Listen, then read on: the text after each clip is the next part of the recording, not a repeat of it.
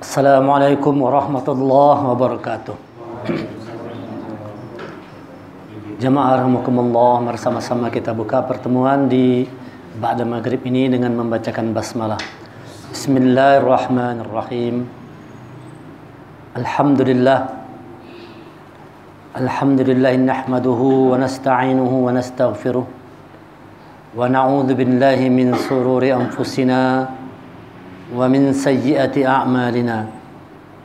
Man yahdihillahu fala mudilla lahu wa man yudlil fala hadiya lahu. Asyhadu an la ilaha illallah wa asyhadu anna Muhammadan 'abduhu wa rasuluh la nabiyya ba'da. Allahumma shalli wa sallim ala Muhammad rasulillah wa ala alihi wa sahbihi wa man tabi'ahu wa walahu ila yaumil qiyamah. Rabbi shrah li sadri wa yassir li amri wahlul 'uqdatam min lisani yafqahu qawli. Rabbi zidni ilma warzuqni fahma. Faqala Allah Ta'ala fil Qur'anil Karim, A'udzu billahi minasy syaithanir rajim. Ya ayyuhalladzina amanu taqullaha haqqa tuqatih wa la tamutunna illa wa antum muslimun. Wahai orang yang beriman, bertakwa kepada Allah dengan hak, dengan benar, dan jangan kalian mati kecuali dalam keadaan sebagai seorang muslim.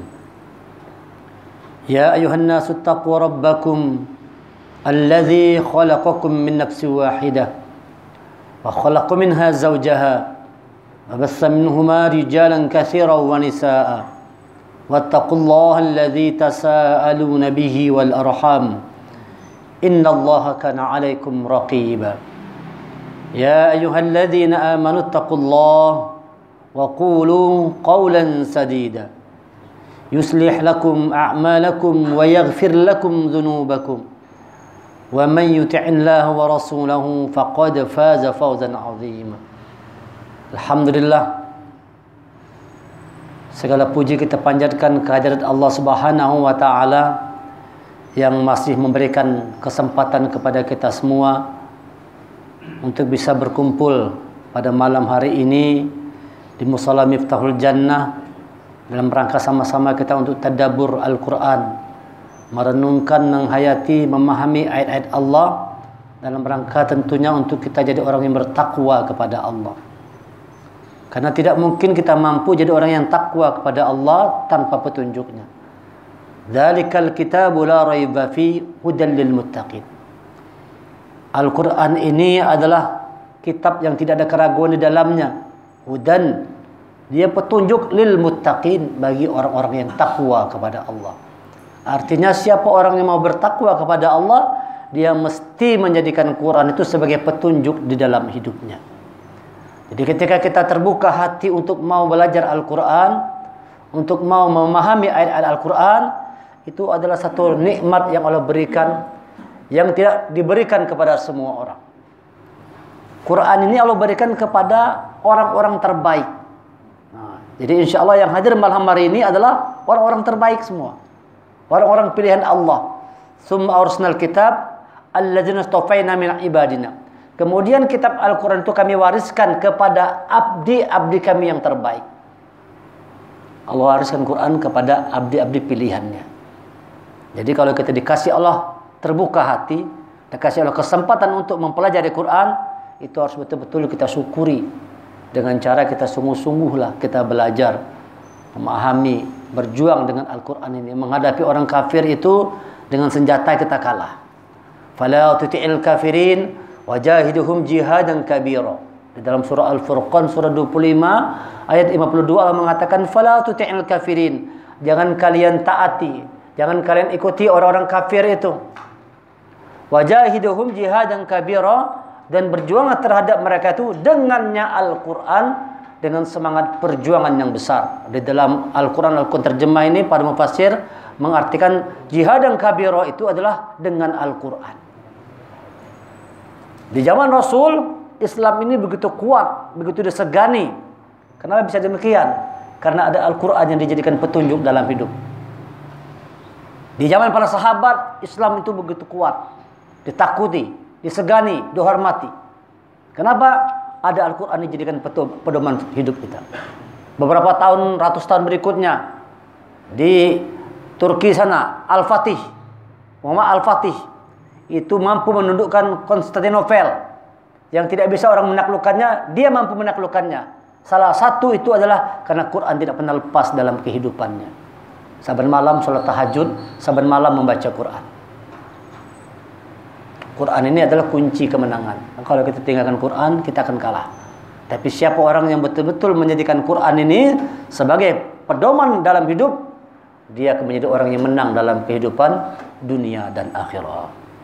Mudah-mudahan kita tetap bersemangat untuk terus-menerus mengkaji Al-Quran sampai kita dijemput oleh Allah. Walaupun banyak hal-hal yang menghalangi. Iblis paling tidak suka kita kalau belajar Quran ini. Karena kalau kita belajar Quran itu sama halnya kita mempreteli siapa si setan ini, siapa iblis ini. Akan ketahuan belangnya. Tidak suka dia. Kalau sudah mulai orang belajar Quran, belajar sunnah-sunnah Rasulullah, iblis tidak senang. Nah, kalau belajar yang macam-macam itu dibiarin aja. Karena janji Rasulullah, janji Allah, Al-Quran ini yang terus membimbing manusia kepada jalan yang benar, kepada jalan yang lurus. Jemaah rahimakumullah, malam hari ini kita akan mengangkat satu tema tentang harapan yang tinggi. Karena kita hidup ini pasti punya harapan. Dan kita akan berpikir, kita akan bertindak, berbuat sesuai dengan apa yang menjadi harapan kita. Kalau harapan kecil, kita pasti juga melakukan sesuatu yang kecil. Karena keinginannya, harapannya kecil. Udahlah, yang penting dapat makan aja sudah. Karena harapannya seperti itu, dia akan melakukan hal-hal yang kecil juga. Sebaliknya, orang-orang yang punya harapan yang besar, dia akan melakukan sesuatu yang juga besar. Jadi kita kalau betul-betul ingin maju dalam hidup ini, jangan harapannya kecil. Punyalah harapan yang besar. Punya harapan yang tinggi. Karena itu menjadi semangat, motivasi kita untuk bergerak, untuk berbuat sesuatu. Jangan cuma mengatakan, sudahlah yang penting makan aja sudah selesai. Tidak boleh demikian. Allah itu punya sifat namanya Al-Muta'ali, Maha Tinggi. Maka orang yang beriman kepada Allah yang Maha Tinggi, dia juga punya harapan, cita-cita yang tinggi. Gantungkan cita-citamu setinggi langit. Ada pepatah seperti itu. Kita harus punya harapan yang tinggi dalam hidup ini. Tidak punya mimpi yang biasa-biasa, tapi punya mimpi yang luar biasa.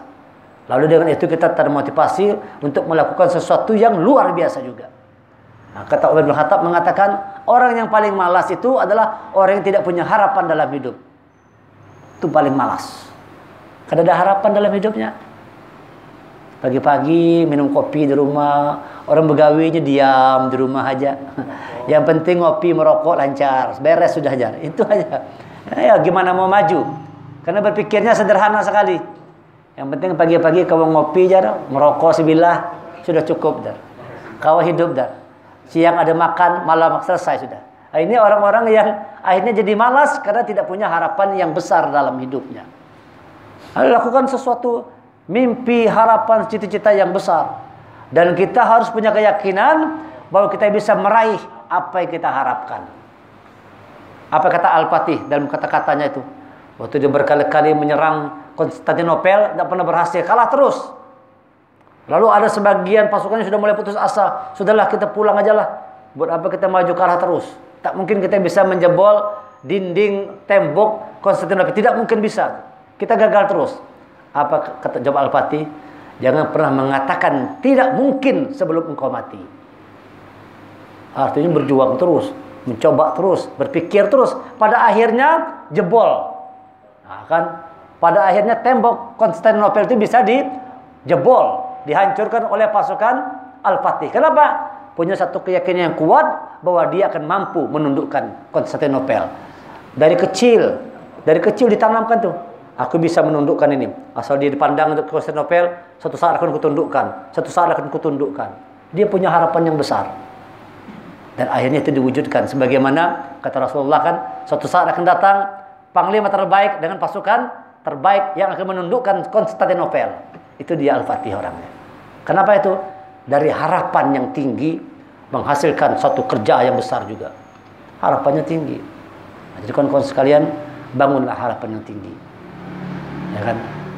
Kita berharap apa? Dan harapan itu bergantung apa yang kita senangi. Kalau orang senang duit, harapannya ya duit. Karena senangnya duit, pasti harapannya adalah bagaimana caranya punya duit banyak nih. Karena harapannya itu. Yang dia senangi uang, maka yang harapannya adalah uang dalam hidup.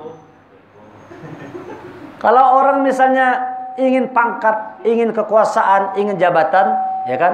Maka harapan dalam hidupnya bagaimana mendapatkan kekuasaan, pangkat setinggi-tingginya. Maka dia akan mengerahkan segala macam potensi yang ada itu untuk dapat harta, untuk dapat pangkat dan jabatan. Karena itu yang dia sukai. Tetapi apa sesungguhnya harapan yang tertinggi itu? Nah, ini bagaimana Al-Quran menjelaskan apa harapan yang tertinggi. Jangan salah harapannya, jangan salah keinginannya, ya kan? Ingin sugih itu bagus, tetapi bukan itu yang tertinggi kata Allah. Ingin pangkat, ingin kedudukan, ya jadi wali kota, jadi gubernur bagus, tetapi bukan itu yang tertinggi kata Allah. Bahkan presiden sekalipun kata Allah, bukan itu harapan yang tertinggi, bukan itu cita-cita yang tertinggi. Apa harapan tertinggi? Allah jelaskan dalam Al-Quran surah Kahfi ayat yang terakhir. Insya Allah ini hafal semua sudah kan? Tadi kan belum bacakan dalam imam tadi. Insya Allah hafal semua. A'udzu billahi minasyaitonir rajim. Qul innama ana basyarum mithlukum yuha ilayya annama ilahukum ilahun wahid. Faman kana yarju liqa'a rabbih faly'amal 'amalan shalihan wala yusyrik bi'ibadati rabbih ahada. Qul, katakanlah, innama ana basyarum mislukum yuha, sesungguhnya aku ini hanya seorang manusia seperti kamu yang telah menerima wahyu. Lihat ayat ini Rasulullah mengatakan dia adalah manusia biasa. Ana basyarum mislukum yuha, aku ini manusia biasa sama seperti kalian, cuma bedanya aku diberi wahyu kata Rasulullah. Innama ilahukum ilahu wahid,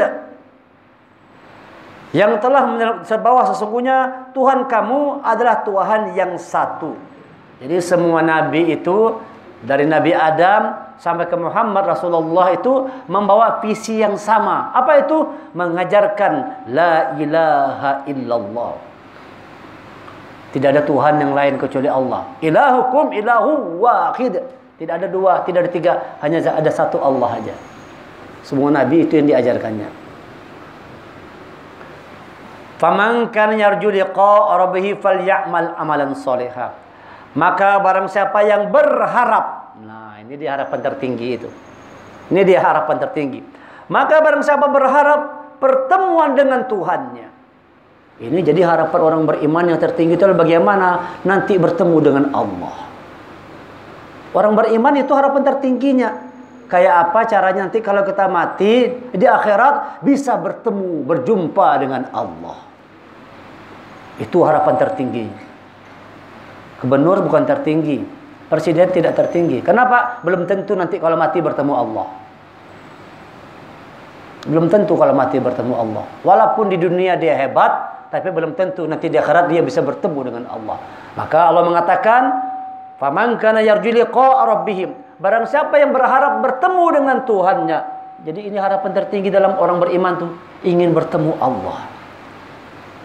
Kita kira-kira sudah begitu enggak harapan kita? Ya Allah, bagaimana nanti aku kalau mati bertemu Engkau ya Allah. Harapanku bertemu denganmu ya Allah. Kita harapan kita apa? Ya Allah, apabila juga punya rumah seorang. Ya Allah, apabila juga bisa rumah ganal. Ya Allah, apabila juga mobilnya baru.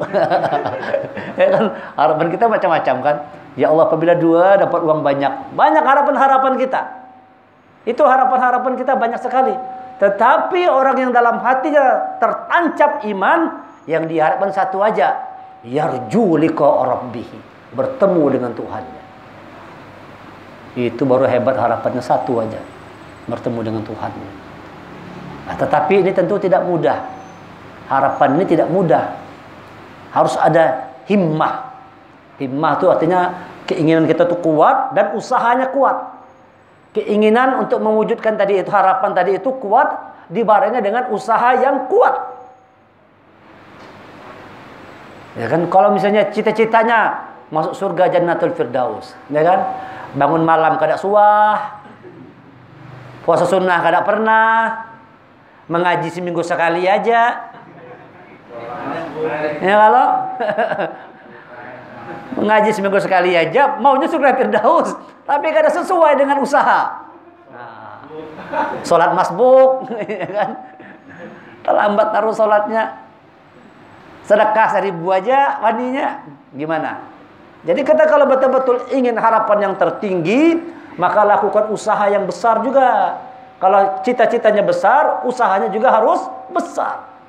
Kalau cita-citanya ingin dapat surga Firdaus, ini tidak main-main ini. Lakukan usaha yang besar. Lakukan usaha yang besar. Apa usahanya? Siapa yang mau bertemu Allah, apa usahanya? Allah katakan, "Fal ya'mal amalan sholihan", maka lakukan amal kebajikan. Lakukan amal terbaik. Siapa yang ingin bertemu dengan aku, kata Allah, syarat pertamanya, lakukan amalan terbaik. Jadi kalau kita sedekah, dengan sedekah yang terbaik. Punya uang, ada 100.000, ada 50.000, ada 10.000, ada 5.000, ada 1.000. Yang masuk celeng harusnya yang 100.000, yang terbaik. Tapi kalau kita kira-kira yang mana itu? Yang paling gancang 10.000 lah. Ada 100, ada 50, ada 10.000, 5.000, 1.000. Kira-kira yang mana? Paling gancang itu yang 10.000 lah. Kalau 50.000 sudah boleh mikir. Wah, 50.000, apalagi 100.000. Ini jarang sekali. Berat dilakukan ini. Kecuali orang-orang yang betul-betul punya keinginan yang kuat bertemu dengan Allah tadi, falyamal amalan sholiha. Dia nak lakukan amal yang terbaik. Bukan sekedar beramal, tapi amalan sholiha, amal yang terbaik. Apa amalan terbaiknya itu? Diceritakan dari sahabat Rasulullah yang bernama Rabi'ah bin Ka'ab. Dia ini tidur di tempat Rasulullah. Tidurnya bukan dalam rumah, tapi tidur di pelataran luar rumah Rasulullah. Apa tugasnya? Setiap Rasulullah bangun malam, dia menyiapkan air wudhunya. Untuk Rasulullah sholat, dia yang menyiapkan air wudhunya. Rabi'ah bin Ka'ab. Itu terus kerjaannya, saban malam tinggal di depan rumah Rasulullah, menyiapkan pewuduan Rasulullah. Kalau bangun malam untuk sholat, dia yang menyiapkan air wudhunya. Luar biasa cintanya kepada Rasul. Lalu Rasul mengatakan, "Wahai Rabi'ah bin Ka'ab, mintalah sesuatu kepadaku." Kamu minta apa? Kira-kira kalau kita ditanya kayak kita bilang apa kira-kira? Mas Rusdi minta sesuatu. Apa kira-kira? Dan itu akan dikabulkan. Karena Rasulullah ini gunung jadi emas gunung. Ya mengerti kan? Kalau Rasulullah bilang, "Hai gunung, jadi emas", langsung berubah gunung jadi emas. Ditanya ke Rabi'ah bin Ka'ab, karena pengabdian tadi, Rabi'ah bin Ka'ab minta sesuatu. Kamu meminta apa? Nah, kalau kita kira-kira minta apa kita? Iya kan? Minta apa? Apa jawaban Rasulullah? Jawaban Rabi'ah bin Ka'ab? Ya Rasulullah, permintaanku cuma satu aja. Aku ingin bersamamu di dalam surga. Itu aja. Ada lagi yang lain kata Rasulullah? Ada lagi yang lain? Ditawarkan lagi nih. Ada lagi yang lain? Tidak, satu itu aja. Aku ingin bersamamu di dalam surga. Maka apa jawab Rasulullah? Bantu aku dengan engkau memperbanyak sujud. Aksaruhum sujud. Bantu aku dengan engkau memperbanyak sujud. Artinya amalan terbaik itu adalah memperbanyak sujud, banyak sholat. Yang tadi duha 2 rakaat, coba naik 4 lah sudah. Coba bulan naik 8 rakaat. Wah, sudah naik banyak sujud sudah. Meningkat sudah.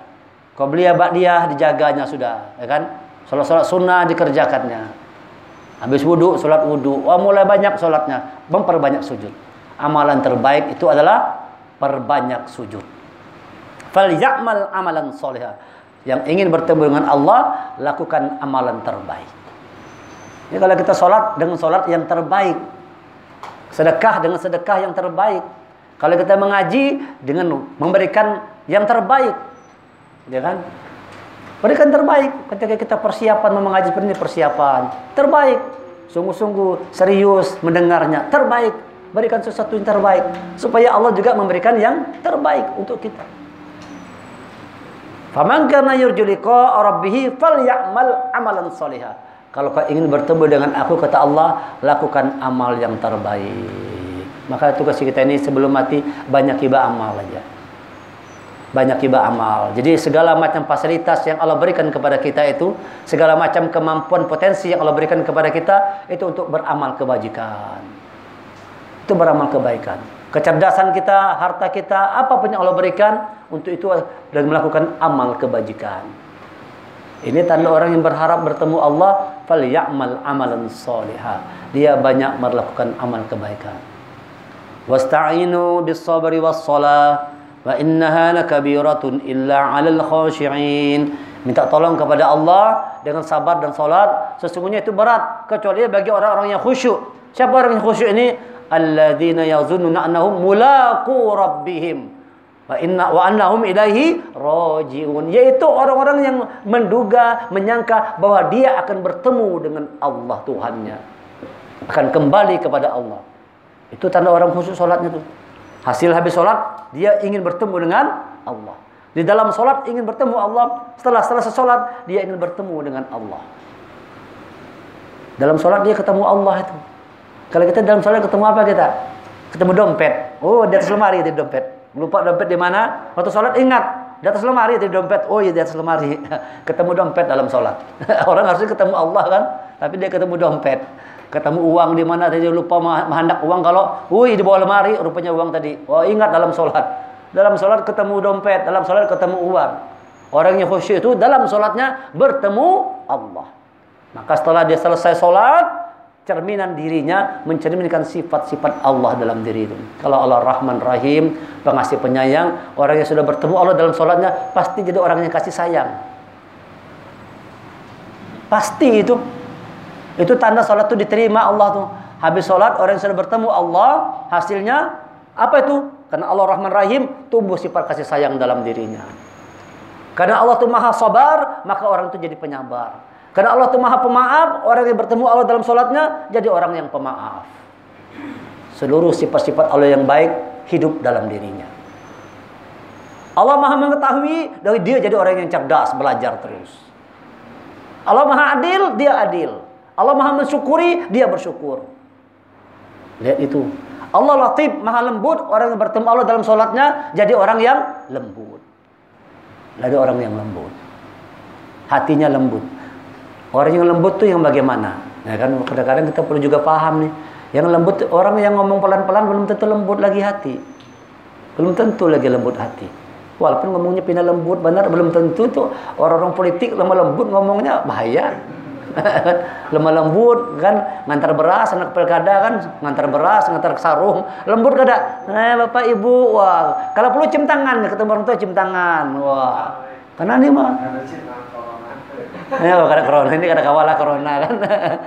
Lemah lembut, tapi ini bukan lemah lembut yang benar. Tanda orang itu lembut hatinya, kalau diingatkan dengan Al-Quran, ayat Allah, dia langsung terbuka dirinya. Masya Allah, langsung sadar dengan kekurangan diri. Salah aku ya Allah, banyak salah. Itu tanda orang lembut hati. Kalau diingatkan dengan ayat-ayat Allah, bergetar hatinya. Wa idza tuliyat alaihim ayatuhu zadatuhum imanan. Bergetar hati, menambah iman. Itu tanda orang yang lembut hati. Didengarkan Quran, hatinya lembut, tambah imannya, tergetar hatinya. Sadar dia bahwa dia diingatkan oleh Allah dengan ayat Quran ini, terbuka hati. Itu tanda orang lembut. Bukan orang sekedar ngomong pelan-pelan aja.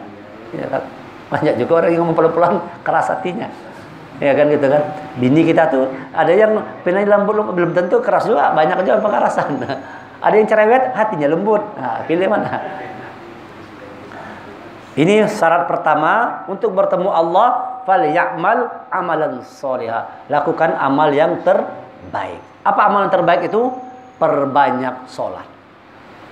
Perbaiki sholat. Yang dihisab di hari kiamat pertama adalah sholat kita. Maka kita perlu belajar tuh supaya punya kualitas sholat yang semakin baik. Inna sholata tanha 'anil fahsya' wal munkar. Sholat kita mencegah dari berbuat keji dan mungkar. Sudah enggak sholat kita begitu? Dulu rancak berbohong, kalau sekarang setelah sholat kada mau berbohong lagi, berarti sholatnya diterima nih. Ya kalau dulu orangnya suka mengeramput, oh ya ini tambah jadi mengeramputnya. Padahal sholat rajin benar, tapi mengeramput rajin juga. Wah, ini berarti ada yang keliru. Perlu diperbaiki lagi kualitas sholat itu, sehingga sholat tadi betul-betul mampu membuat diri kita menjadi seseorang yang lebih baik.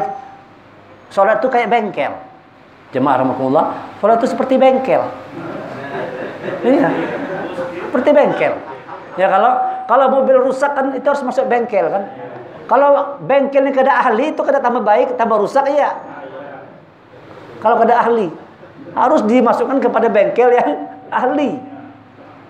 Disitulah diperbaiki oleh montir tadi. Lalu mobil yang rusak jadi baik. Sholat ini di bengkel, masuk kita ke bengkel sholat subuh.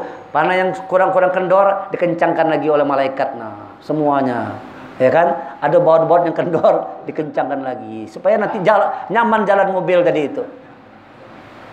Jalan lagi mobil dipakai kalau mulai minyak sudah berkurang, oli sudah habis, masuk bengkel lagi, servis lagi zuhur, perbaiki lagi. 5 kali kita masuk bengkel dalam sehari. Supaya mobil ini jalan terus. Ini kan kita kayak mobil kan, nyet pergi ke pasar, nyet bawa ke masjid, nyet bawa ke diskotik, kada ada. Insyaallah ke diskotik kada ada bang lah. Ya kan? Macam-macam kita bawa ke sana, bawa kemari kan, mobil dia pakai terus, rusak dia. Rusak kalau kada masuk bengkel. Maka orang-orang yang mengabaikan sholat itu pasti rusak sudah. Ibarat mobil dipakai terus, tidak pernah diganti olinya, tidak pernah diperhatikan, hancur itu mobil, rusak itu mobil, berkukus, meledak mobil tadi karena pernah diperbaiki. Maka kita masuk ke bengkel supaya dia semakin diperbaiki. Semakin sering kita masuk bengkel, makin bagus kan? Nah, makin bagus, semakin bagus mobil kita, semakin rapi. Masuk kita ke bengkel.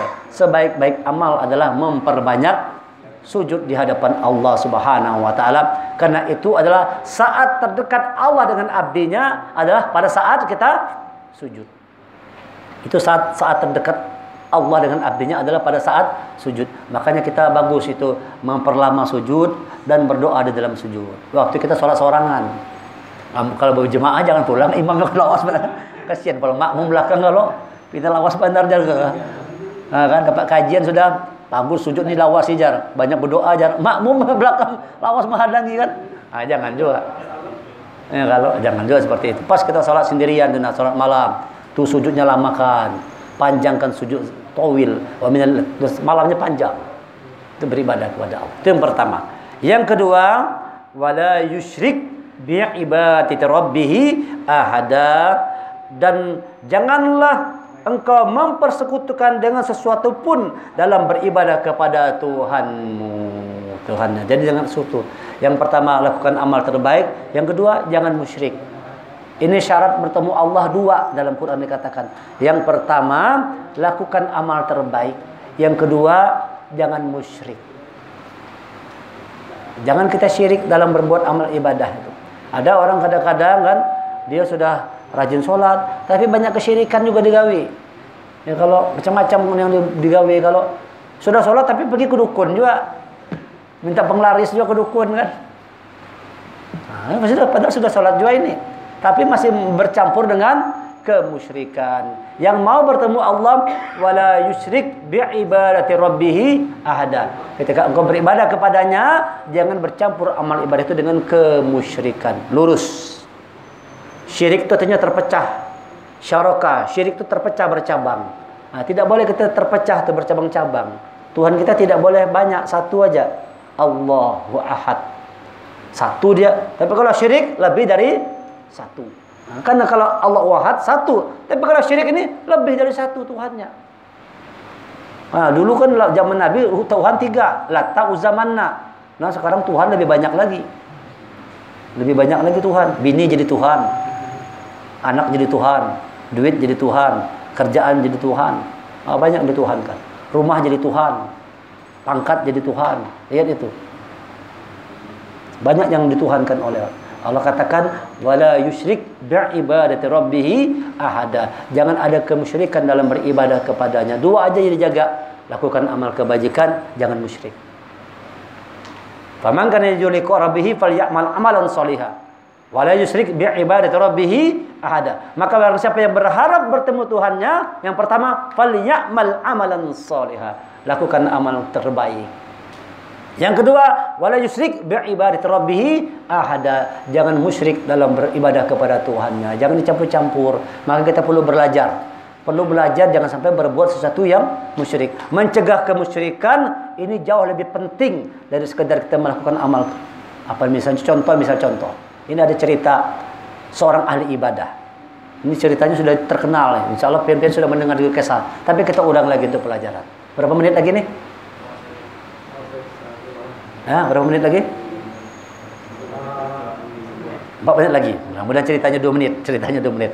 Jadi ada cerita ahli ibadah yang beribadah terus. Satu saat orang kampung datang ngelapor, wahai abid, di sana orang-orang kampung menyembah pohon. Mereka musyrik menyembah pohon. Wah, ahli ibadah ini mendengar itu marah dia. Orang ngajar, aku tebang pohon itu jar.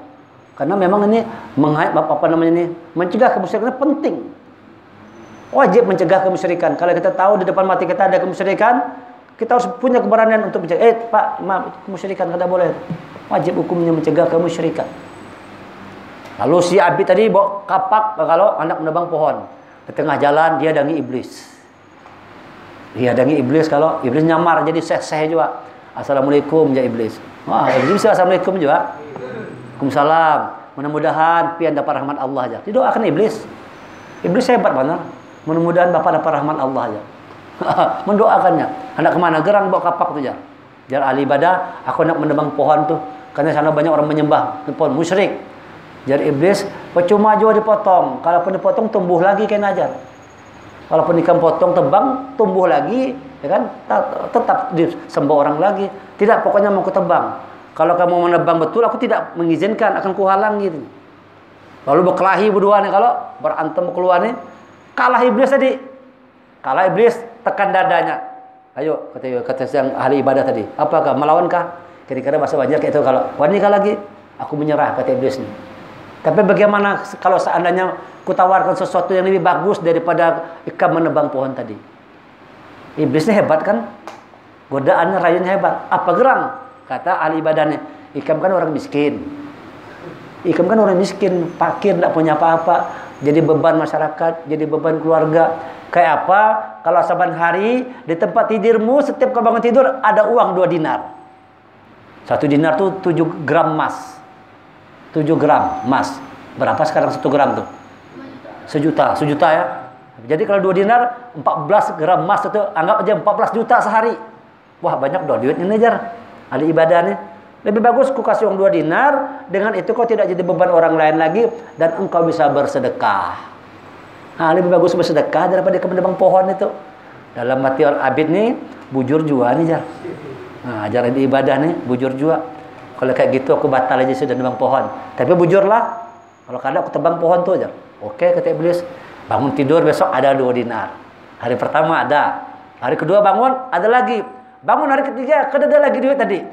Wah, marah ahli ibadah nih, kurang ajar ini. Ini mengerjai aku jar. Bawa kampak, anak menebang lagi. Di tengah jalan dia dan iblis lagi. Berkelahi berdua nih. Sekarang yang ahli ibadah tuh kalah. Kalah ahli ibadah, ditindih oleh iblis. Nah, kamu sekarang ku matikan kah jar? Anak melawan kah? Menyerah ahli ibadah nih. Aku menyerah jar. Tapi aku nak bertanya jar. Kenapa dulu waktu pertama berkelahi aku menang jar? Kenapa sekarang aku kalah? Jadi jar iblis, waktu pertama kau ikhlas melakukan karena Allah. Kau menebang pohon karena Allah. Sekarang kau menebang pohon karena duit. Maka kau kalahkan. Nah, ini hati-hati orang yang suka-suka duit ini. Saya kalah. Artinya ini kita penting mengutamakan untuk mencegah yang namanya kemusyrikan. Daripada sekedar untuk bersedekah bagus. Tapi mencegah kemusyrikan ini jauh lebih utama. Wala yusyrik bi'ibadati rabbih ahada. Syarat untuk bertemu Allah 2 aja. Lakukan amal terbaik. Jangan musyrik. Jangan musyrik kita. Maka perlu belajar. Jangan sampai muncul kemusyrikan di tengah-tengah keluarga kita. Cegah segala macam bentuk kemusyrikan kan. Jangan lagi sudah main-main dukun apa semua. Jangan dilakukan lagi kan. Bakar menyan ini kopi hitam putih, ayam hitam putih kan. Macam-macam kan. Tabur bunga, beli mobil hanya tabur bunga, siram bunga apa. Jangan lakukan sesuatu yang musyrik. Kita perlu belajar. Karena orang yang melakukan kemusyrikan, yang meyakini bahwa yang lain itu bisa memberikan manfaat buat dirinya, itu musyrik namanya. Meyakini bahwa ada sesuatu yang bisa bermanfaat buat dirinya, itu namanya kemusyrikan. Cegah diri dari berbuat kemusyrikan. Insya Allah kalau itu kita lakukan, kita akan bertemu dengan Allah. Jadi kita berusahalah dalam hidup ini bagaimana kita bisa bertemu dengan Allah. Salah satunya jadikan Quran sebagai petunjuk dalam kehidupan. Quran inilah yang membimbing manusia agar manusia itu mengenal siapa Allah Tuhan yang esa. Hadza balaghul linnas wa liyunzaru bihi wa liya'lamu annama huwa ilahu wahid wa liyadhakkaru ulul albab. Ini Quran balaghul linnas, penjelasan buat manusia. Penjelasan buat manusia apa? Wal ya'lamu, agar manusia itu tahu annama huwa ilahu wahid, siapa Allah Tuhan yang satu. Quran ini untuk kita bisa mengenal siapa Allah Tuhan yang satu. Orang yang kenal Allah akan bertemu, tapi tidak mengenal Allah tidak akan bertemu. Bagaimana cara mengenal Allah tadi itu? Perbanyak belajar Al-Quran, perbanyak renungi Al-Quran, tadabbur Al-Quran. Sebab ini adalah kalamullah. Kita kalau untuk kenal dengan seseorang perlu berkomunikasi. Semakin sering berkomunikasi semakin tahu kan, semakin paham siapa orang tadi. Sama juga dengan Allah begitu. Untuk kita mengenal Allah, kita perlu melakukan komunikasi dengan Allah. Dan komunikasi Allah itu adalah Al-Quranul Karim. Ini kalamullah, perkataan Allah.